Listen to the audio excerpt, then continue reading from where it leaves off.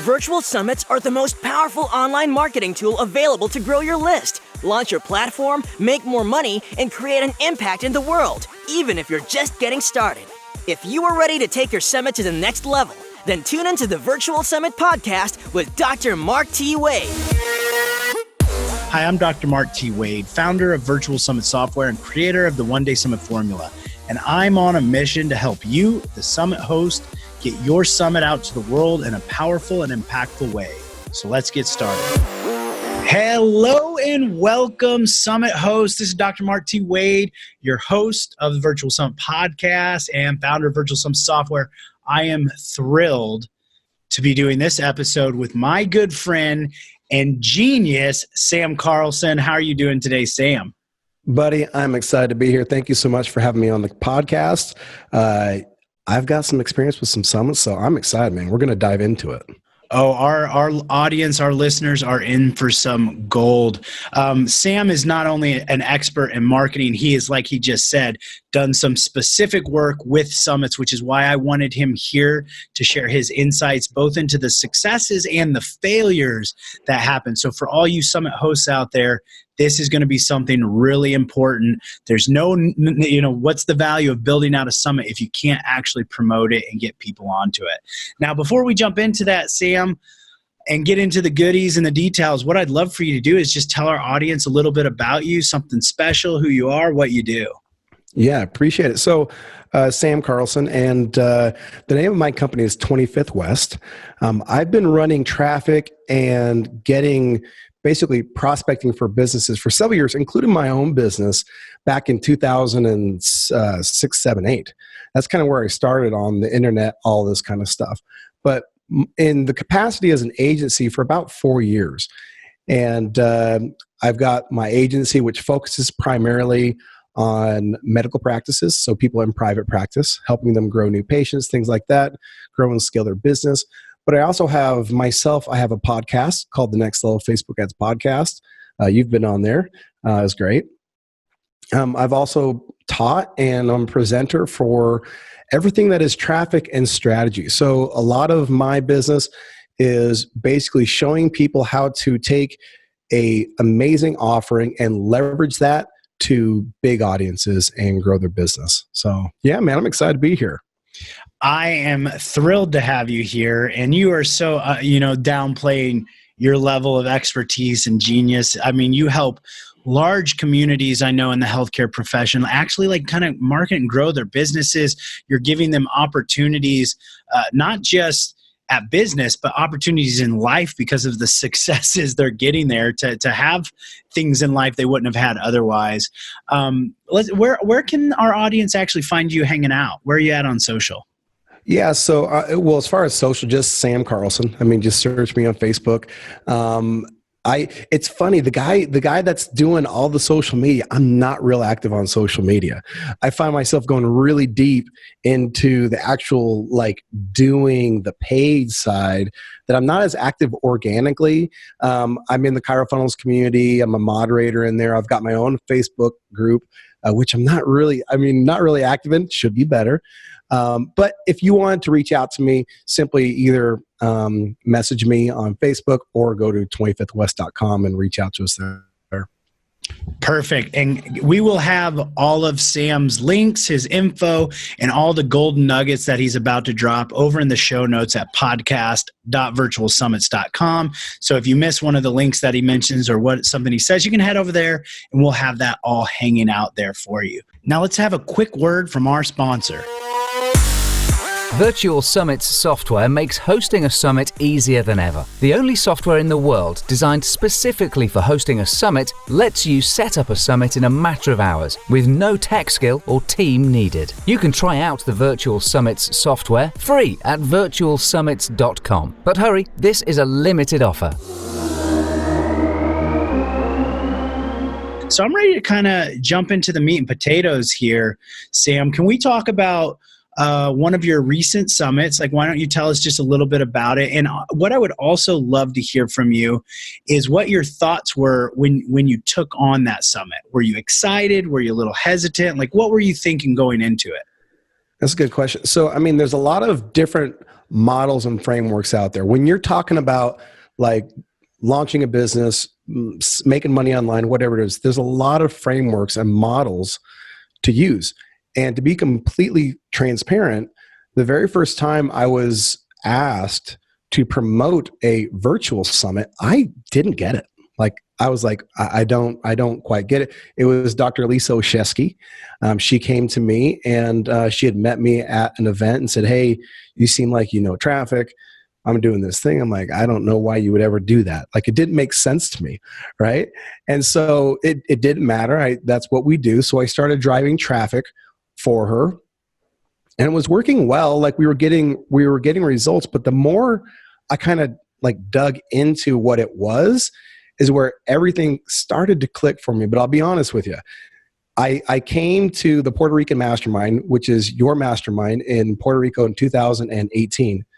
And that's really where kind of the clouds parted. And I was like, oh, dude, this thing is a game changer. And I'll tell you why here in just a second, but more on Lisa's. So after I went to that event and I kind of had a better idea of what the goal was, what the objective was, then I'm like, oh, okay, so here's what we're going to do. And we started really like deconstructing and peeling back all the traffic strategies that we could use to promote this thing. And she had a couple of technical issues on her email side and all that, but it still was a raving success. Her list went from 0 to, I think, don't quote me on this, but I want to say it was like 10,000, something like that. She did very well. She, like, as far as ad spend, money to promote, all that stuff, she made money, okay, which we'll talk about that too. I mean, you're not going to make money usually promoting something like this. Growing the amount of money you have to spend to grow your list that size, you ain't going to break even on that. So anyway, all in all, my first experience with virtual summits was a little shaky and cloudy, but man, it turned out to be, I mean, it is a model that does not get enough cachet, and it's extremely effective, I guess, is what I'm boiling it down to. But can we take kind of a step back? Because one of the things, like I said, there's a ton of models out there that you can choose from. All right. And when you think in terms of your business is only going to grow if you have a scalable audience. All right. And most people call that cold traffic, right? The problem, the reason that not everybody makes millions of dollars on the internet is because going to cold traffic is not easy, right? There's different models and things you can do to get in there, but it's expensive. It's really hard to do. And what ends up happening most of the time is when you go to those cold audiences, you sound like everybody else, right? I have this thing, I call it the noise in the music, right? So you go into a noisy environment, and it's really hard to go to a noisy environment and make any sense of what sounds musical, right? So this model, going to cold traffic, so taking your business and scaling it into cold traffic, it is expensive. So there is one framework that if you can nail it, if you can nail your offering, then it is a good tool. And it's called a self-liquidating offer, okay? SLO for short. And the idea, the concept behind a self-liquidating offer is you have something of value, valuable enough to where your audience will enter into an agreement to say, hey, I'll pay you at least like this finite amount of money. We're not talking big quantities of money. I'll pay you this much money in exchange for that thing. And if you do it right, what you can do is essentially you can grow your list for no money. You liquidate the cost of your traffic. So a self-liquidating offer, right? So that's the framework that is, you see this a lot with book funnels, with free book funnels, free plus shipping, right? You can do different free plus shipping things. Anyway, so that's kind of the model that a lot of people work off of. That's a slow burn, okay? Sometimes it can go fast, but a lot of times it's a slow burn. So as I'm sitting here, and I remember even in particular one night sitting down, and I was sitting next to Navid. What's his last name? Moaz. Yeah, Navid, awesome dude. I'm sitting next to him, and he's kind of articulating the benefits of what a virtual summit is. I'm like, dude, this is a self-liquidating offer on steroids. And I mean, I'm talking like legit legal steroids. So for me, I was like, dude, these virtual summits, and in fact, I'm not sure, you probably will talk about this. I'm really talking a lot here. I get it. But the condensed version, the single day summit. So all of these things are ways to scale your list and grow your business so fast. They're self-liquidating offers. I'm blown away by them. I think they're amazing. They are amazing, and you're amazing. So the audience wants to hear you talk anyway. So anytime you're going to keep delivering gold or gems like that, feel free to just keep talking. I'll do my best. Several great points there.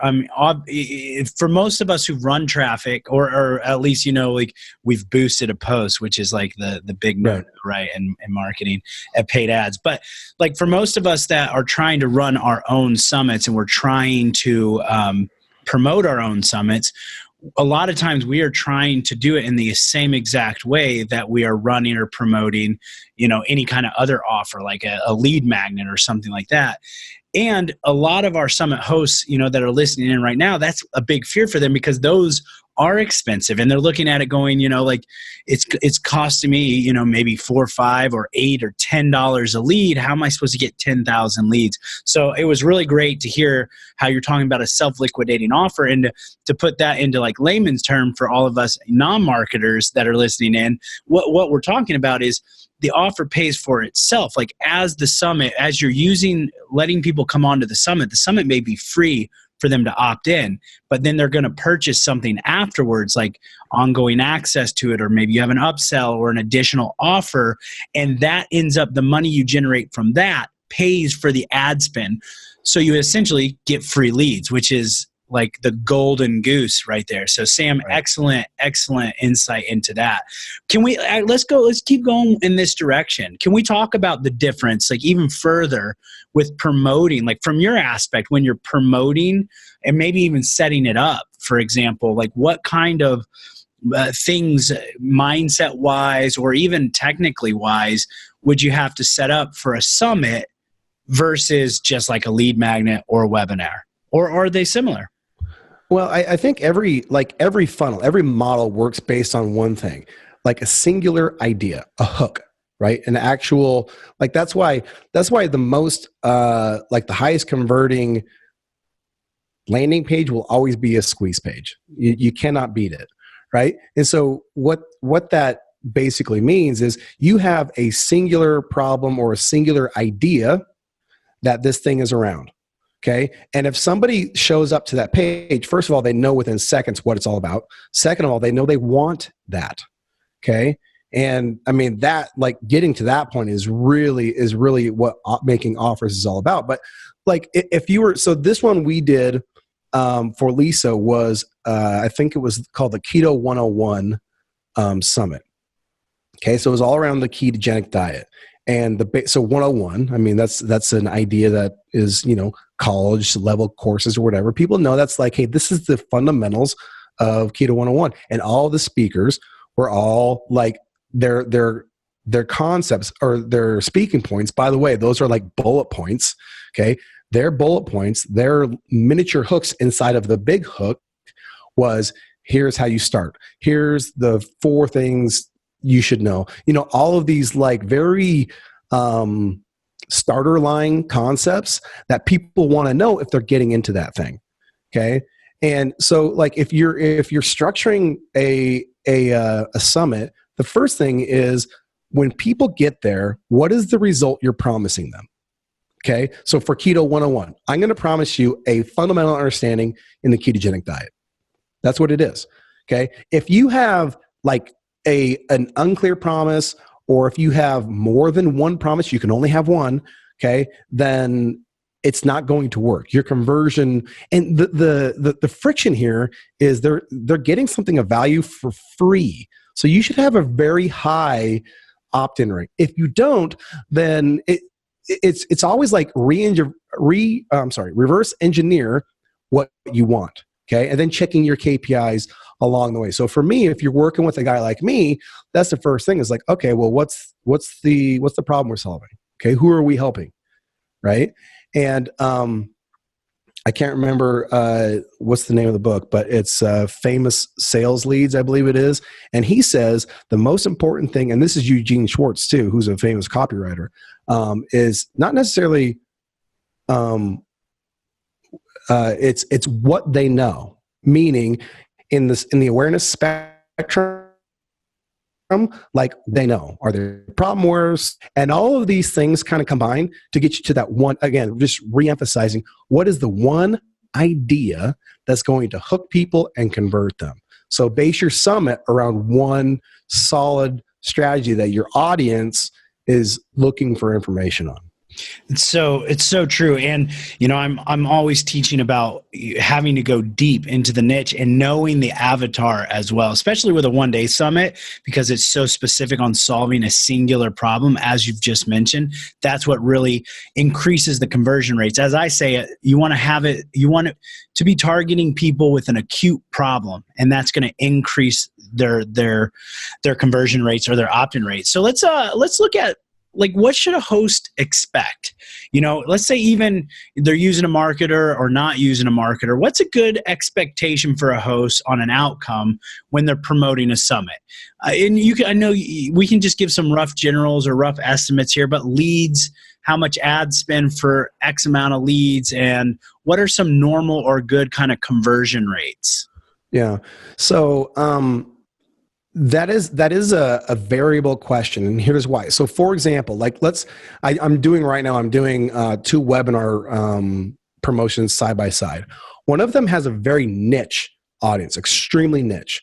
Okay, and you're talking like the entire audience size is probably 60,000 worldwide.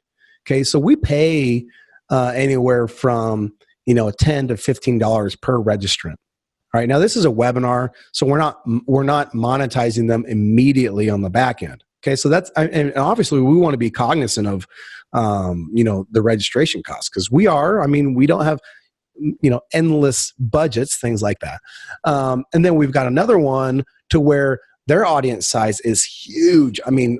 Just in North America, I think there is we figured out like 3 million people, and that audience size grows by like 12%. So basically replenishes all the time, all year long, every single year. So that audience is never going away, and it's constantly like in the front door and out the back door kind of thing. And so for that one, because we're able to target on Facebook, what you're able to do is pretty cool, and Google as well, is we're getting registrants for like $3 or $4. Okay, so that's kind of like when you have more niche audiences, you might find that those costs are a little higher, as opposed to giving the algorithm a huge group of people. The more people you give to algorithms, the better chance you get at driving the cost down. Okay, so that's the first thing. Now, if you apply to apply those same concepts to your virtual summit, it's not going to be as high as a webinar registration, okay, because it's free. The perceived value I have found is, usually webinars are, valuable, but usually a summit is like hours and hours and hours of free content, all that kind of cool stuff. So, if you're doing on the big audiences, between $5 to $10 per registrant, okay, and then you have a self-liquidating offer attached to it, your return on ad spend is actually that cycle, that time frame from when you launch and lag in recouping your ad cost is not going to be that long, right? You might do. I actually have a buddy. They did it in like their first day. They started running ads, and they were liquidating their ad costs in the first day, right? So it's entirely possible to go out and have a quote ad budget, but since you have that monetizing aspect on the back end, it's entirely possible to say, hey, this thing monetizes this quick, dump as much money as we can into it. And that's the beautiful part. When you're able, because Dan Kennedy said, he who can spend the most on ads wins, right?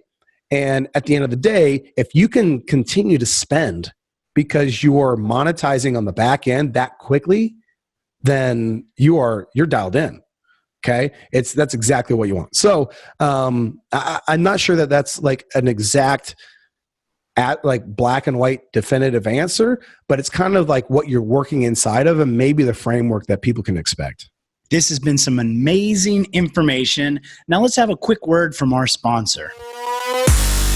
Be sure to check out the speaker management tool inside your Virtual Summit software, which lets you quickly and easily recruit and manage your speakers on your Virtual Summit, literally eliminating hundreds of hours of work. Get more information at virtualsummit.com. And just to push you a little bit in that area, can we get like, what are some, and again, we know that this is not going to be exact science here, but like if somebody's wanting 5,000 leads, and let's assume that the marketing's going to be pretty on point and that they've gone through and they've got their problem in focus, they got their avatar, they got their audience, like how much, because they're probably sitting right now listening to this going, well, do I spend 1,000 or do I spend 10,000? Like how much money can they expect roughly? Like if you put 1,000 in, maybe you get 500 to 1,000 leads. You put $10,000 in, maybe it's 20 to 70, like just some rough estimates here. Yeah. Well, maybe instead of, so let's peel it back a little bit. Let's go back a step before that, right? Because if we kind of go in, if I say, here's the money and there's the leads, it's totally possible if you do a couple things first. Okay. So the first thing is to set yourself up for success. So let's say average KPI is key performance indicator. So the cost per lead that you and I agree is acceptable is $5. Okay, let's say that's kind of like where we're at. So what we would want to do is we would want to go into your campaign with that established first. So we're going to say, okay, so we today are willing to pay $5 per registrant. That's okay. So what I would do is I would go through and I would find at least 5 separate ad sets, okay, which is 5 audiences, and I would take a 5 times that KPI. So 5 times 5, so $25, right? And I would test 5 ad sets at $25 a day for 4 days, okay? And I would identify, okay, how close to KPI am I? These 3 stink. These 2 are right on, or this one's right on and this one's under. Okay, so kill those ones and the exact same thing, again, except for I take those 2 that are on KPI, and instead of taking them 5 times KPI, I take them 10 times KPI. Okay, and so I kind of like, if you do this strategically, you might be looking at it the wrong way, because assuming that you have a back end, because you just said like the back end is a control, meaning it is proven to convert at this percent. Well, if that's the case, then I don't need to spend. It's more of how much can I spend, how quickly, right? So the real question comes in, is that back end really working or not? Because if it's working, then there's no limit to how much you can spend. It's how you can scale it. Right? And so really it comes down to, most people think that when you get like a winning ad, okay, you're like, oh, just put more money on it. That's a really good way to lose money on your ad, is to take, let's say you've got that $25 ad set, right? Is to take that exact same ad set, don't do anything to it, and just crank it up to 100. You're going to lose money. Right out of the gate, you're going to lose money. Okay? You're better off duplicating it and changing the budget then. Okay. And so instead of like scaling deep, we want to scale wide. Okay. And so some of that takes time, like identifying audiences, building out your ads manager. So it's actually like, so you have these digital assets, right? Anyway, I didn't want to answer your question without like providing maybe the context that people should do it to do it correctly. No, I like this. Actually, this is going exactly where I want it to go. And I want to keep going on this topic right now because I think it is so important for our summit hosts, even the ones that are going to be out there doing this on their own.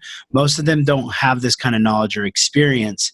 And I think like right here, this was a valuable gem. So just to kind of recoup, you say identify some of the target audiences in the ad set. Start with whatever your target KPI is about, I think you said 5 times that. Run that for 4 days.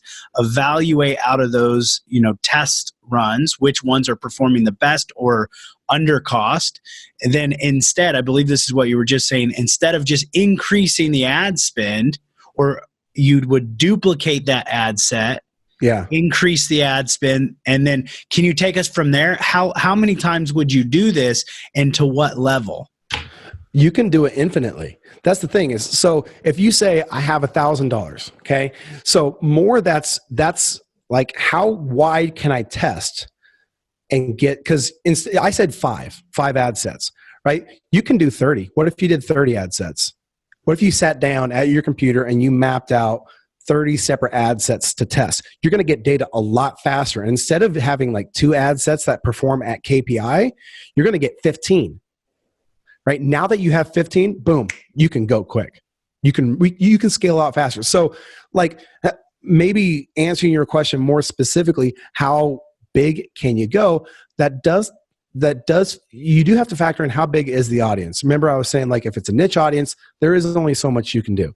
If it's a wide audience, if it's a topic like weight loss or making money or whatever, like a very broad topic, dude, you can scale like almost indefinitely. Not indefinitely, but you like the amount of traffic that is online is huge, right? So continuing to there does get like this point of diminishing return. That's why you do have to go wide when you start doing this. You got to go wide.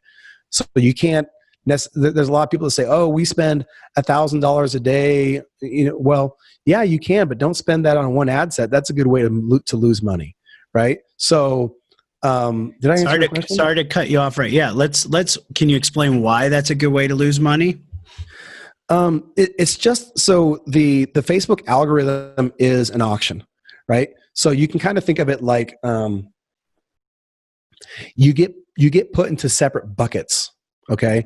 And so like every time you go into the auction, it's about like it's like almost like a game of poker. Right? So you go in there, you play poker, right? So imagine that there was 0 bluffing in poker, okay? And everything had to do based on the statistical ratios of your bet compared, and you haven't dealt any of that. What is the first card? You got 2 cards, and then what's the third card called?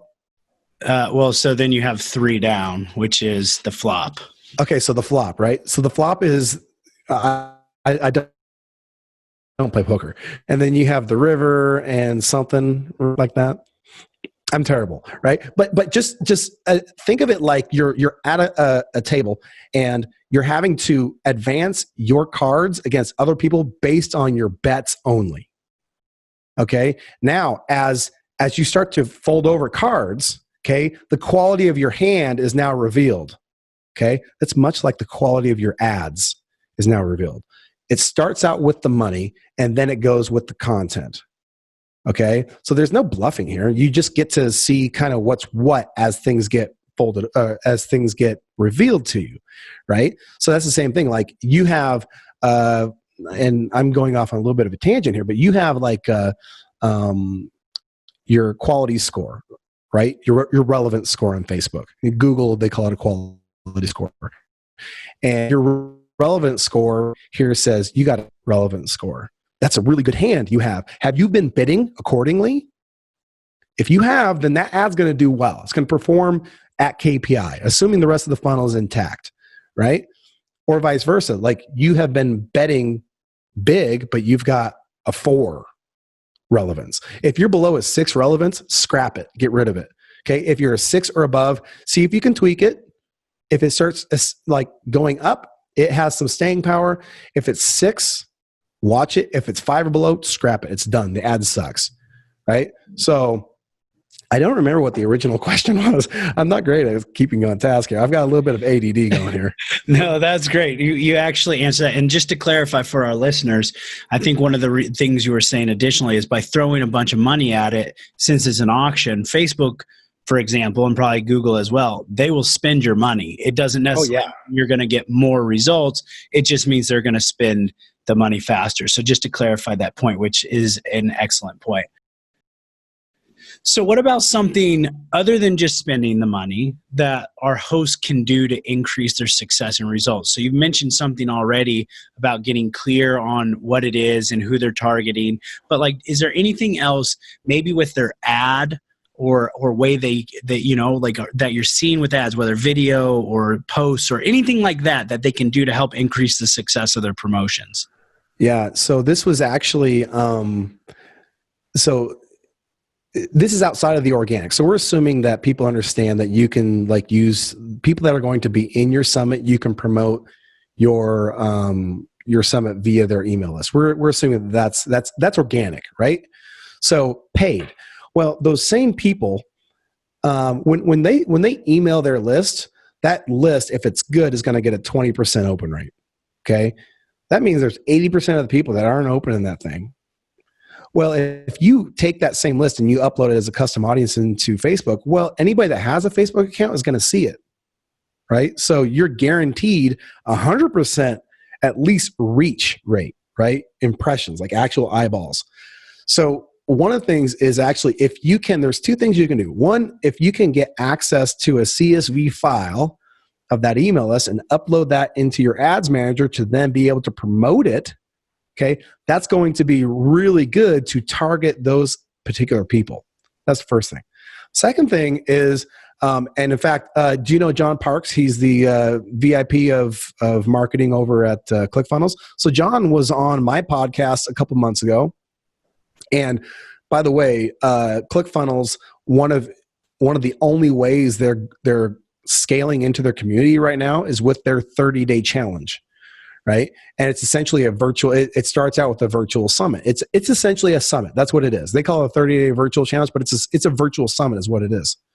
And anyway, so John was telling me that they have either shared pixel data or their affiliates are allowing them to create ads managers under their pages. And then they just, so there's a lot of creative ways you can do it, but the idea is if a person has a page that has a lot of followers or has a lot of engagements on any posts, you can then turn around and put those people into paid campaigns and scale it in a very direct and niche fashion. That's a really good way to get people on board for your summit.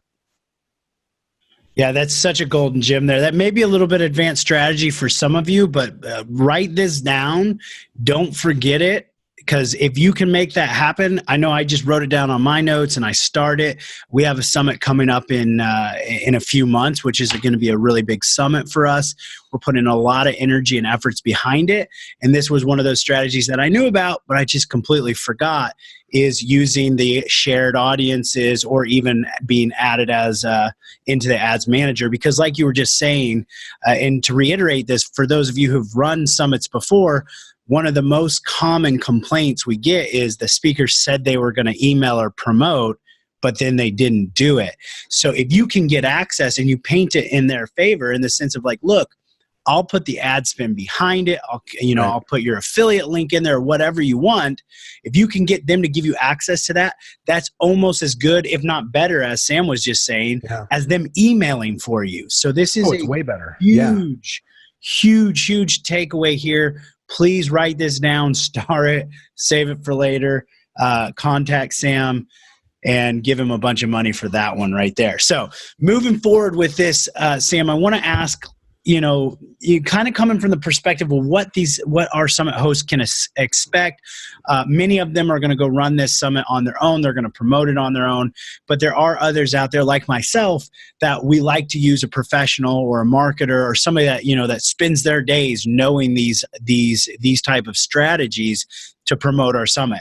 So can you kind of walk through just briefly, what would the process look like if somebody wanted to reach out and then work with a marketer to like promote their summit? What's that process kind of feel like and look like?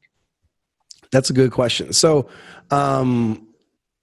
if you were to contract out your marketing tactics, like the actual like clicks and all that kind of stuff, I totally agree with you. You should definitely do that. The one thing you should always have control over is like a firm grasp of your strategy, right? So if you're working with a marketer and you want to say, hey, like I'm doing this virtual summit, there's a couple of questions I want to ask you before we get started. That's the thing, is you got to ask like, hey, Sam, or, you know, person XYZ, I'm doing a virtual summit. Can you kind of give me an idea of like KPIs, key performance indicators at these thresholds for clicks, for conversions, for this, for that? Can you give me an idea? What do you think about this audience that I've chosen? And like actually like get them to answer questions, right? If they are, there's a lot of people that copy and paste ads and even campaign types, like meaning I only know how to do this campaign because I've seen somebody click, click, click. If somebody doesn't know how to deconstruct what your objective is and then interpret that in the ads manager, that's going to be a problem, right? So that's the first thing is you like a lot of times I'll tell people, I'm like, okay, you're already spending $2,000 a month on ad spend. I'll probably produce for you an equivalent almost as if you were like spending $5 because of what you're not getting by doing it at a subpar level. So the first thing is like saying, hey, all right, my strategy is going to be this, blah, blah, blah. Meaning I've got this audience already. I've got Mark Wade coming on my summit. And I know that because I've got my spreadsheet here, I know how many people are on his email list. I know how many people are on his fan page. I know this data. Like if you take that to a person and you're like, hey, this is what I'm doing, tell me how you would use this information and how you would both prospect and remarket for me. Those are the two things, prospect and remarketing. Lay it out for me. Like if they can lay it out for you and give you acceptable KPIs, like, hey, you know, we're looking at like, you know, $5 per registrant, $10 per registrant. The number, like the per cost registrant is going to vary from summit to summit. Like that's not a constant number because they're all different things. Right? That's like saying, hey, I'm going to go buy a gallon of milk at the grocery store, or I'm going to go buy like a bottle of wine at the grocery store. They don't cost the same, right? So that's the thing. So like understanding, what am I buying? Am I buying milk or am I buying wine? Okay. Like really they need to understand and be able to articulate to you, okay, I understand what you're doing and here's how we're going to get you to that objective. I don't know. It's funny because I talk about stuff like this all the time on my podcast where I'm like, man, I don't know what the actual stats are, like the actual statistics of people that are out there just posing as far as like they know how to do this or they don't. But the reality is there's far more people interested in saying I'm a quote traffic expert or whatever than there are, hey, I'm a student of the game. And I'd rather go with the student of the game, right? I'd rather be like, hey, so tell me, like, what limitations do you have? What experience do you have? What do you know about, like, if I have a, you know, and you should know, by the way, you should have an idea of what your funnel converts at, because you should also be okay if they say, hey, you know, I don't think that your virtual summit is focused enough, right? If they won't tell you that, then, and you should ask, you should say, what do you think? Is my summit focused enough? And you should ask other people than just your wife too, by the way, you know?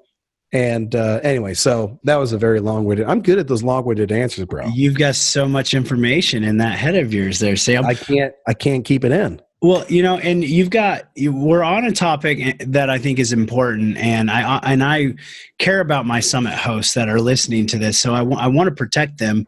Do you have any other kind of red flags that they should be aware of? Because that's the thing that bothers me the most is, like you just said, there's a lot of posers out there. There's posers in every industry and niche, but it seems like there's a lot of people that hopped on I'm an agency or I'm an ad marketer or whatnot. So what are some red flags and some things that should be, that if you see this, turn and run, and be sure to ask these questions to know it's a valid person?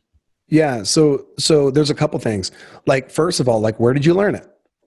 Okay. Who did you learn it from? How long have you been doing it?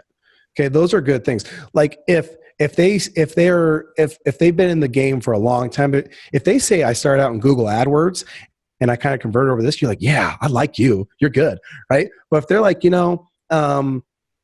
if you go into like a big group and they're active in that group each and every single day, don't choose them. Okay. Like if you go into the ClickFunnels community and you search their name and they come up like hundreds of posts, don't choose them, because they're spending all their day like basically doing the telephone game. Remember the telephone game? It's like, hey, you say one thing and then you tell it to that person and so on and so forth. There's so many people that get like these little catchphrases and these little like pieces of data that are so fancy and interesting that they sound like they know what they're talking about. Yet, I tell you this, I don't have time to be in groups myself. Like, how do you have time to get good at what you're doing if all you're doing is participating and commenting on stuff in people's groups or on people's posts? So, like, if I'm doing due diligence on somebody, I'll go to their Facebook post and be like, how active are they on social media? If they're really active, to be honest with you, it kind of turns me off, right? So, man, I just want somebody that's a student of the game, that is learning from books, that is learning from the right people, and ask them, like, what's their favorite book? Like, I know this sounds stupid. Like, where do you get your information? And if they're getting their information from the right sources, from sources you find credible, you're like, okay, this person has gone deep. Okay, they know what they're talking about. And I think at some point, everybody has enough intuition to say, hey, I've been asking enough questions. Now let's turn the tables here and let them like see if what I'm doing is good. And then you find what we call a mutual fit. Excellent point. Now let's have a quick word from our sponsor, Virtual Summit Software. With the Ever Summit feature inside the Virtual Summit software, you can rerun your summit as if it were live, ongoing forever with one click of a button. This now lets you continue to use your summit forever, bringing in qualified and engaged leads every month into your business. Get more information at virtualsummit.com.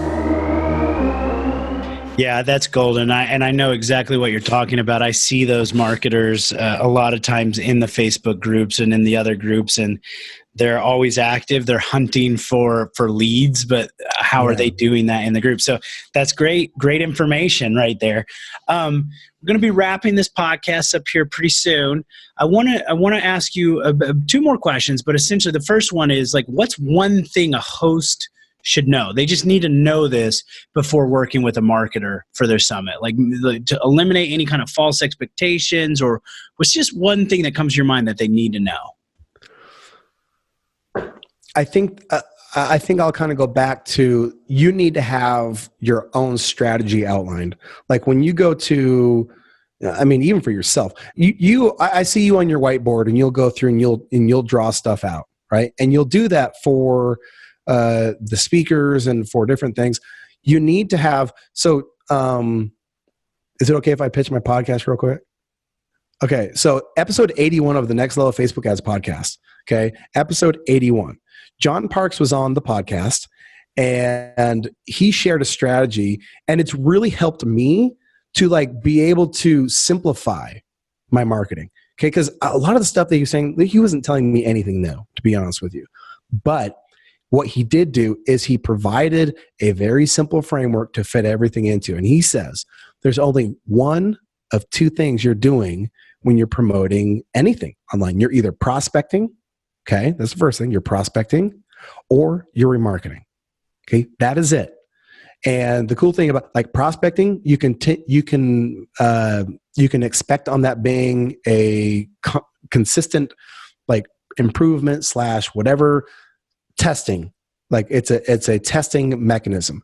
But the cool thing is when you get it producing, the remarketing, when you get your control, okay, or that's basically nerd talk for like you get an ad and a funnel that are proven to perform at KPI. When you get a control, you can basically set it and forget it, okay? And he says that, so if you're a summit person that's getting ready to do a summit, you should have a prospecting strategy, okay? So that's a couple of different ideas on how you're going to go to cold traffic, okay? And then a remarketing strategy, which would be like the key 4 or 5 things that are going to pull that audience into your funnel, okay? So what is your prospecting and what is your remarketing strategy? Really have it like written down, dialed in, have your KPIs, like go through what am I okay paying for click? What am I okay paying for a lead? Okay. And what's my conversion rate? Like write those things down and ask the person that you're going to work with, say, what do you think? Are we on point here? If you're picking if you're picking like a 60% opt-in rate, you're going to, be sorely, mistaken here. But if you're like, hey, I want to hit a minimum of 20% conversion, yeah, that's doable. That's doable. So anyway, that's the base work. If I'm going into any project, I want to draw out the strategy first. So true. So important. And I think that's valid also, not just with the marketing aspect of the summit, but actually creating the summit. I mean, that's the first step is understanding who's your avatar, what's their number one problem, and then how can you create a specific theme around that. So right on point. So we're going to be wrapping this podcast episode up here. Sam, you were incredible. But before we kind of end it, you're still helping people promote summits and things like that, right? So if you'd be open to it, can you let our audience know, like, if they'd be interested in reaching out to you, how they can contact you, if they're interested in having you promote their summit, and maybe what are some of your requirements before they reach out? You bet. So the best thing to do is to go to www.25thwest, that's 25th west.com. And I have set up a demo, which basically set up a demo is where you get on a call with me. So you fill out a short application, you give me some information on what you're trying to do, and then we hop on a call. And I actually kind of work, and I don't work with everybody, right? There's some summits that, it might be best to work with. And I have other people that I can refer you to as well, but we get on a call, and if it's a fit, I'll say, hey, I think we can help you get to where you want to go. And then we go from there. But that's the best thing to do is actually fill out an application, and then we hop on an actual blueprint call, and I show you how we can set it up and get you your goal. So good. And guys, remember, you can get all these links, all the information Sam just shared, and able to access him over at the show notes over at podcast.virtualsummits.com. Just search for Sam and you'll be able to access that information there. Sam, this has been great. Like, we could sit here and continue. I know you could talk on this subject for hours. Matter of fact, I've seen you lecture on this for hours. So unfortunately for our summit hosts, they have to move on with their day. But I do want to say thank you so much for taking the time out of your schedule and sharing this information that you've acquired over years and years and years of experience. I hope everybody appreciates this. Please go over and follow Sam on social and just give him a shout out. Say thank you for this information. And again, Sam, thank you so much for sharing that insight with us. You bet, buddy. Appreciate you, Mark Wade. You the man, and thanks for having me on your podcast, buddy. Absolutely. And for our summit hosts out there, I just want to end this episode by saying, I believe in you and you can do this. Summits are by far one of the most powerful ways to quickly grow your list, launch your platform, and make more money, even if you're just getting started. So don't get caught up in that analysis paralysis, because the world needs to hear your message. And there are people who are waiting for you to help them. So just get started. Imperfect action is always better than doing nothing. Thank you, and I'll see you on the next episode.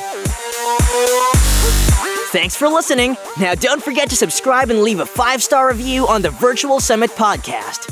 Head over to the show notes to check out all the links and resources from this episode, and be sure to grab your free trial of the Virtual Summit software. I want to end this episode by saying to all the Summit hosts listening right now, I believe in you, and you can do this. Summits are by far one of the most powerful ways to quickly grow your list, launch your platform, make more money, and most importantly, make an impact in the world, even if you're just getting started. So don't get caught up in analysis paralysis, because the world needs to hear your message, and there are people who are waiting for you to help them. So just get started, because imperfect action is always better than no action. Thank you, and see you on the next episode.